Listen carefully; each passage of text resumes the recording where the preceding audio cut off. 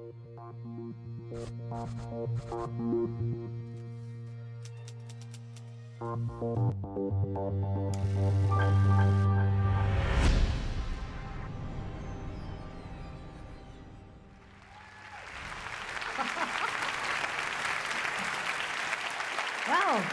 hello everybody. Thank you for that. It's beautiful looking out here, and the building's not bad either, isn't it? That's what happened to the west side of Glasgow School of Art 2 years ago. And suffice to say, I was on a ship at the time heading for Russia. That's kind of lifestyle us artists do. So, a bus to Greenock and the next day a ship. It's just, it's kind of, you know, it's kind of amazing.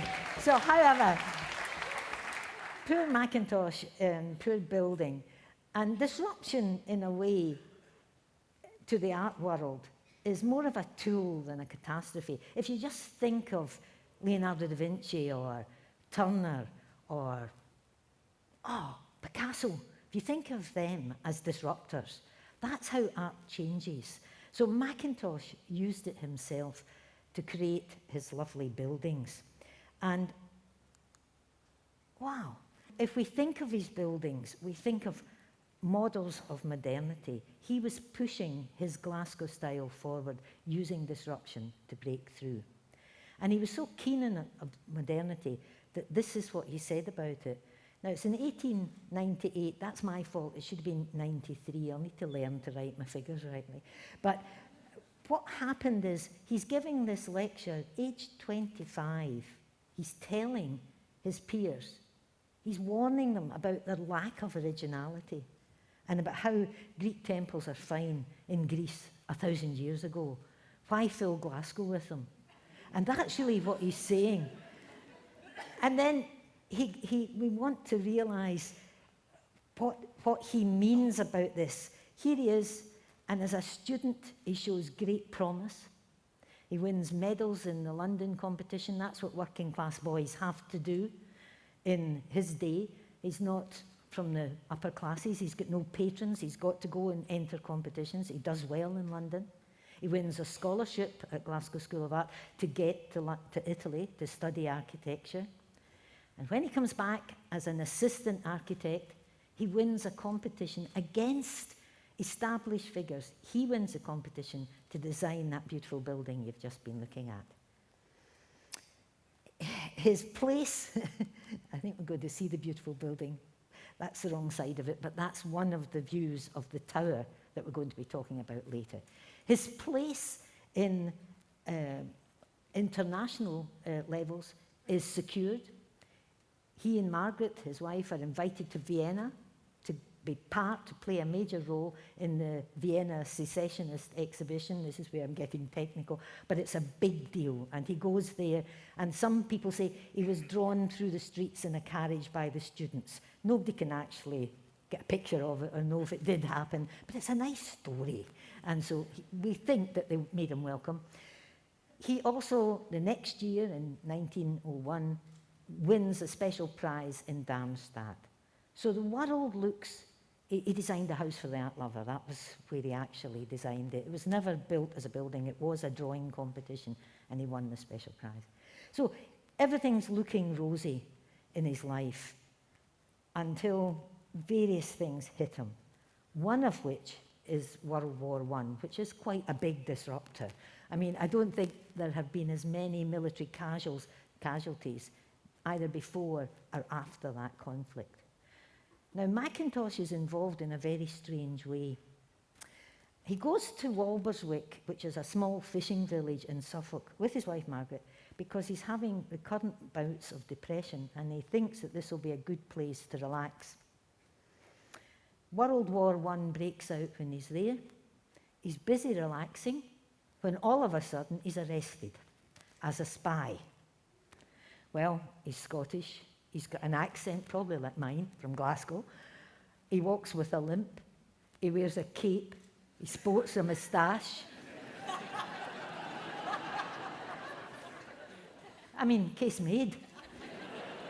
So he's detained until he can go to London and actually get somebody to speak for his character. which he does. But even for months after that, he's followed by Secret Service. I don't know if they're called Secret Service then, but His Majesty's Secret Service. And they follow him about all over the place.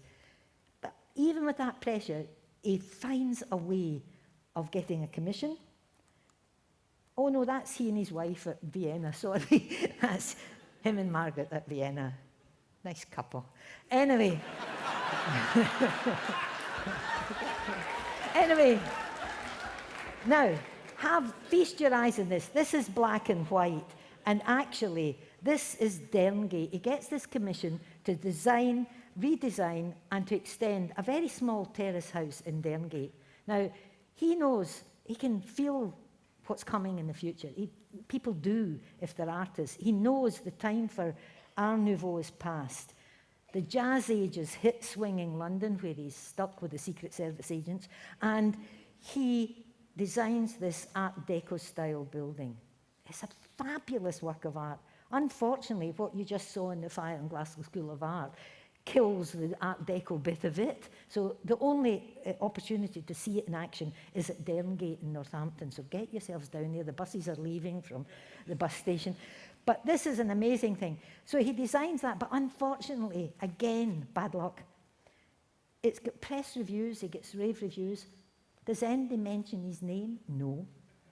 They actually attribute this wonderful design and the vibrant yellows and greens and blacks. The man who designed it actually was colourblind, and he composed the palette of yellow and black. I don't think Mackintosh would have gone near it the way it is, but that was what happened. And so they attribute that to the builders, and poor Mackintosh, again, is flummoxed. He decides, as I would, leave the country and give up architecture, and he goes to France. Now, there's this myth that nobody has heard of him and he wasn't recognised. Actually, it's not quite true. Even in France, a reporter from the architectural press is sent to the wilderness of France to track him down and to interview him. And he does find him, and in the interview, he asks, during the interview, Mackintosh, what do you think of modern English architecture?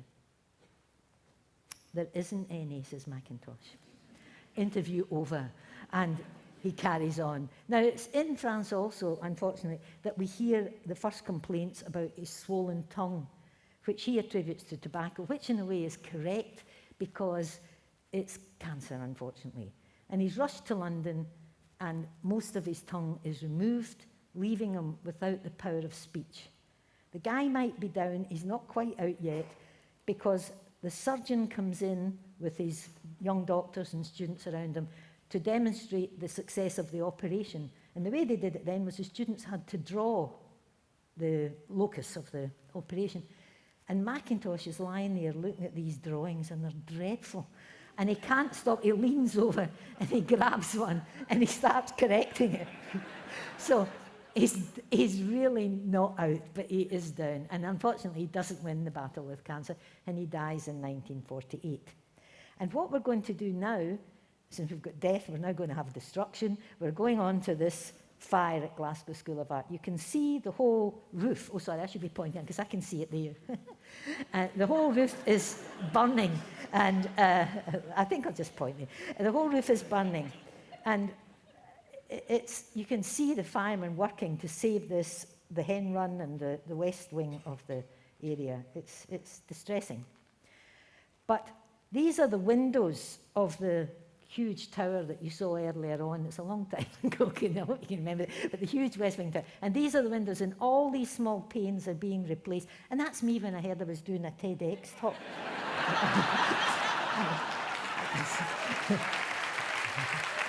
However, this is the library as it was, and it was, I hope it says that, the most important room of the 20th century. Now, he's up against stiff competition. We've got Le Corbusier, we've got Mies van der Rohe, I love saying that name, and Gropius and Frank Lloyd Wright. But this is what the writers and the historians have said is the most important room of the century. And this is what it was like. Now, that room is often compared to a forest, and that's what that looks like, doesn't it? The stumps of the pillars, it's like a forest fire. Now, some good has come out of that, There are things that are happening there, and that's what I want to speak to all you entrepreneurs and designers and subsidisers and fundraisers. Get together, because things are happening. The digital design department, even in the Glasgow School of Art, has invented a new kind of technology. If I go into it, I would baffle you. But exactly. And suffice to say that it is inventive and innovative. There's also new work going on with almost archaeological retrieval of elements. All these little burnt pieces are being placed in a mock-up of where they actually were. It's as precise as that. They're all good things, but what I want to tell you is that there are 3 buildings under renovation. There's Glasgow School of Art, there's the McClellan Galleries, and there's the Willow Tea Room. They're all going to try and be ready for 2018. Now you folks, this is it. This is your time. We're going to have a festival. It's the 150th anniversary of Mackintosh's birthday. And if you're a designer, get stuff ready, because we're going to be needing it in Glasgow. Thousands of people are going to be coming. And Mackintosh, he said, his advice to designers was, from the same speech that we heard earlier, crawl, stumble, stagger, if you must, but be brave, be independent, follow your own artistic vision. That's what I want designers to do. Make something for this time and this place. Shun the Mackintosh or the plastic Mac. Oh, dreadful stuff. Get rid of that. Be inventive. And in that way, from this great disaster, something startling might arise. I'm sure it will. And a final piece of advice to designers: if you want somebody to buy a piece of sculpture, especially a Scotsman, tell them it's a chair. Thank you. That's lovely.